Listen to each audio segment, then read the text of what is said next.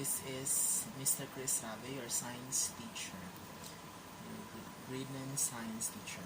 So I am here today because I will be having a short discussion about your modules, the module 1 and 2, so that you will be able to understand more about the topic. So I am sorry for the late video because I just made this so that you will understand more, because there are some students who questioned about the topic. So for you to understand more, I made this video. So we will be talking about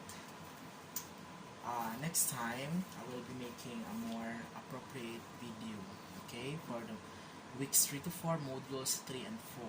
So for now we'll be talking about Science 9, Quarter 2, Module 1. So the week 1 is all about quantum mechanical model of an atom. Okay, so bear with me, kindly get your module 1 as we are about to discuss some of the important parts or the difficult parts of our module.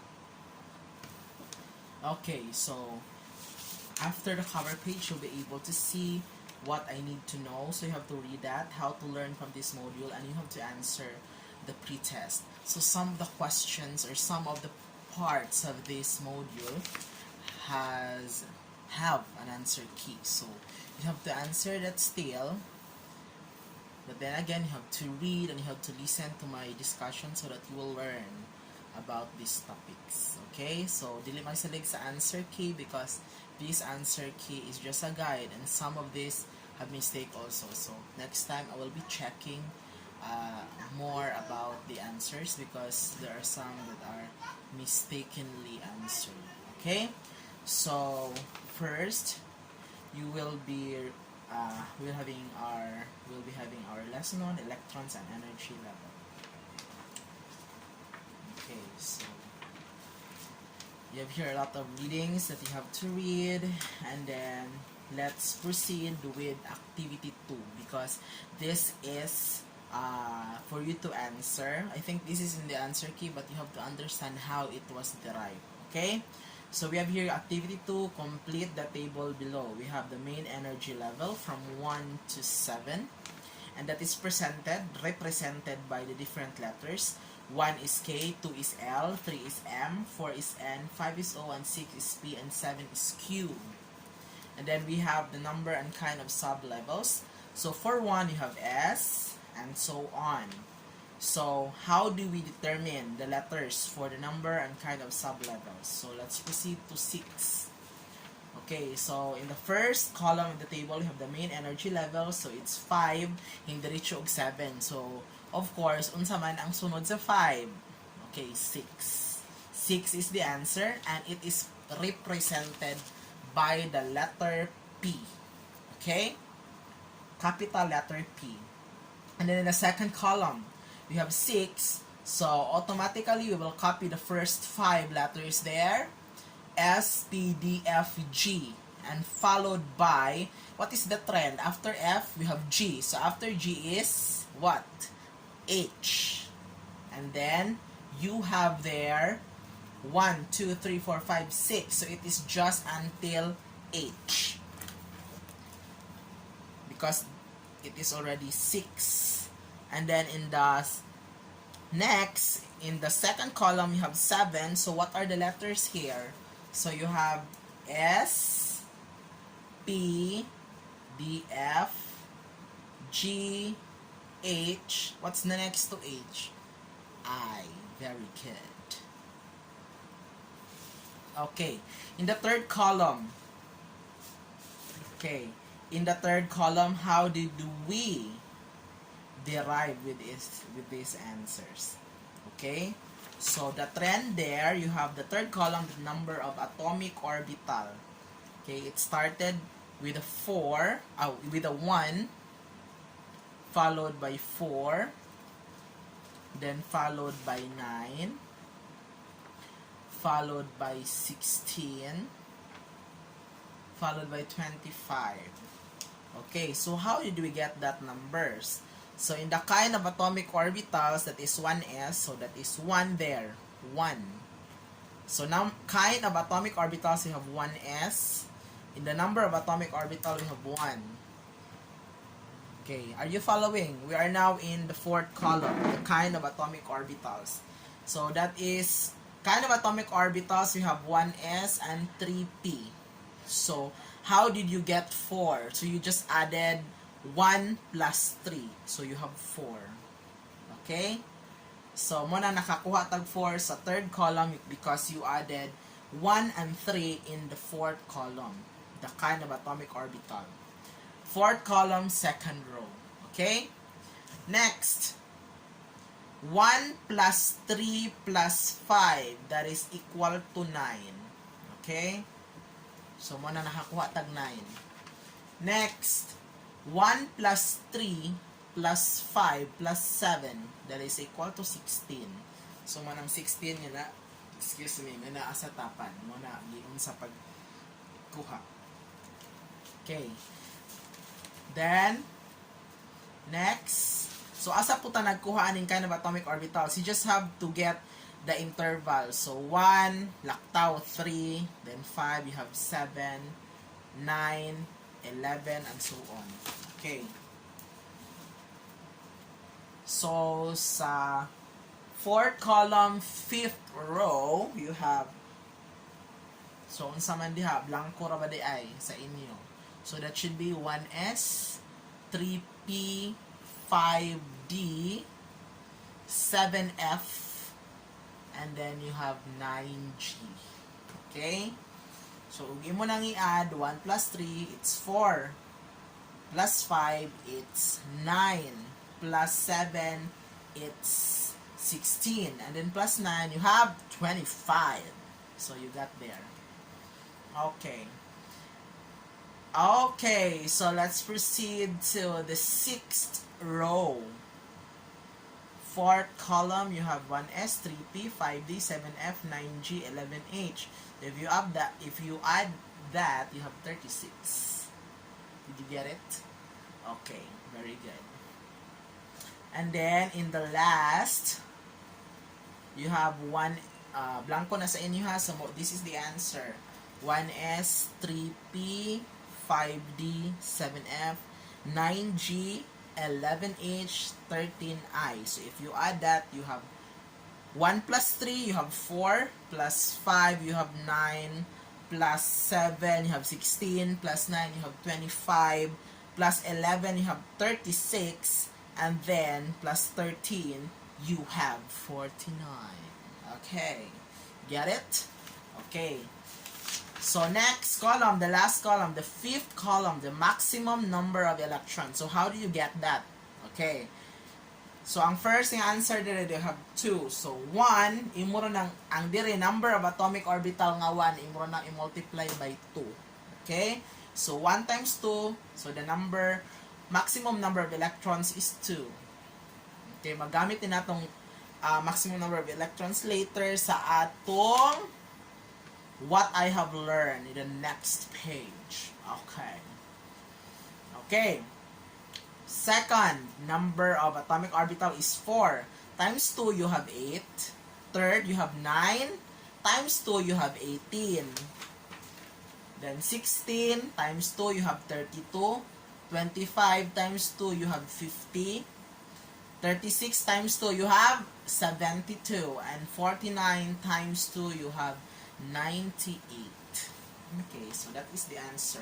Let's proceed to what I have learned. What I have learned. So I will show you. Ay nako. Sinsya class ha. Kaya na. First time rin ako nag-video sa atong lesson. Oh my god. It should be front rear cam. Wait for a while.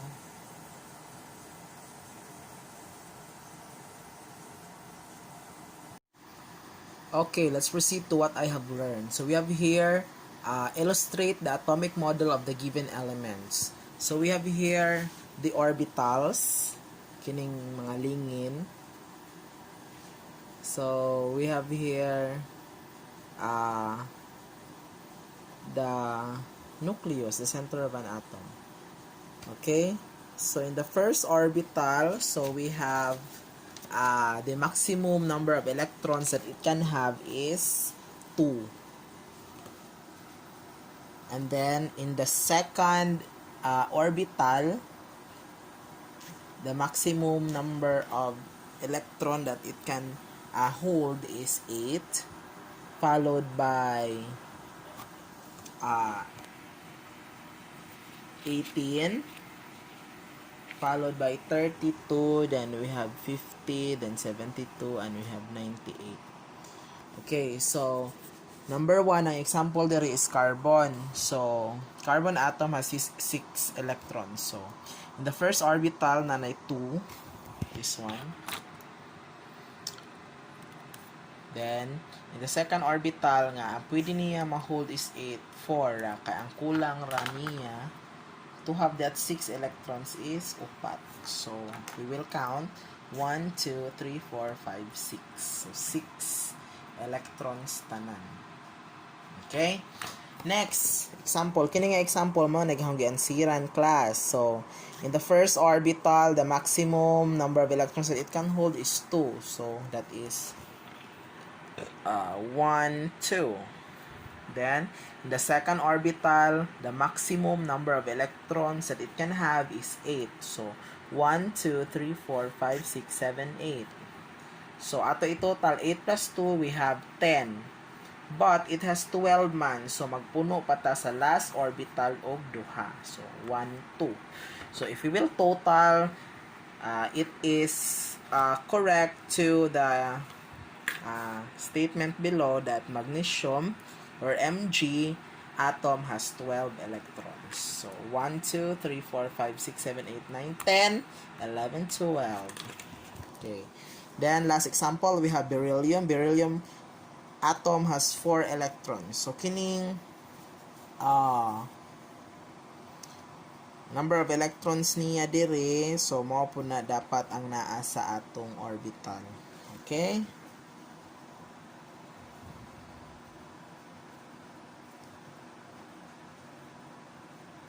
Okay, review lang ta. How do we get the number of electrons? So, the number of proton is just the same to the atomic number. The number of electrons, it will differ. It will differ kung unsa ang charge. Okay, so kung positive ang charge sa usa ka element, imong minusan. Kung negative ang charge sa usa ka element, imong punan. Okay? So, depende siya sa charge sa element. Okay, so beryllium, we have 4 electrons here. Kono. So, in the first orbital, you have 2. And in the second orbital, you have 2 na lang pod, making it 4. Okay. Let's proceed to electron configuration. Okay, so, kamo na lang read ana class. Let's proceed to what's new.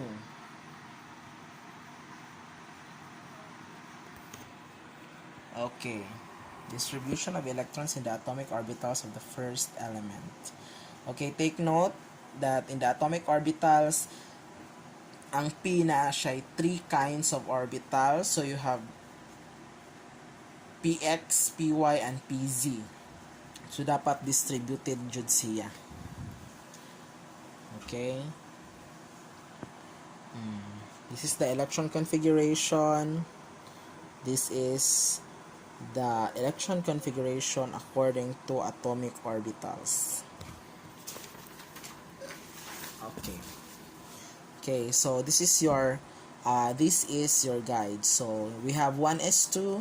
1 refers to the energy level. So it is until 8. So 1, 2, 3, 4, 5, 6, 7, 8 muna ang kutob sa energy level. Then we have S is the orbital type.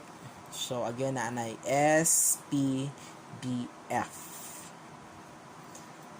Okay, then we have the 2, which also ora siya exponent class, but it is not the exponent.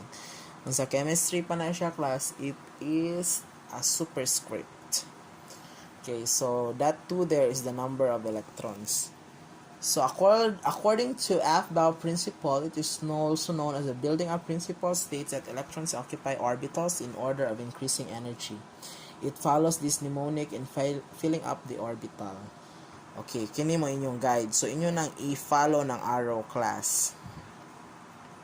Okay, ang maximum nga value sa electron sa S is 2, sa P is 6, sa D is 10, and then sa F is 14. So, mo na inyong limit inighimo ninyo sa electron configuration class. Example, write the electron configuration of Li3. The 3 there is the atomic number of Li or lithium. Okay, so Li3, so you have there 1s2, 2s1. Nganong dili man 2 ang gibutang sa S nga ikaduha class nga 2 man dapat basta S. Okay, magdepende siya class kung pila ray kulang. So, kung imong i-total ang electrons nga naa sa imabaw, 2 plus 1, that is equal to 3. So, 3 na siya. Kung imo na himuong 2 na ikaduhang S ang iyang number of electrons, mula pas na mahimo ng 4. So, it would be wrong na. Okay? Okay, second example, sodium 11. So, the atomic number of sodium is 11. So, ano siya? 1s2, 2s2, 2p6, 3s1. So, if you total the numbers above, or kanang urang exponent, the number of electrons, that will sum up to 11. Okay? Then, they have the orbital diagram. We have the Pauli's exclusion principle. So, dapat, ideally, magsugod ka o distribute. Okay. So, we are now in Pauli's exclusion principle.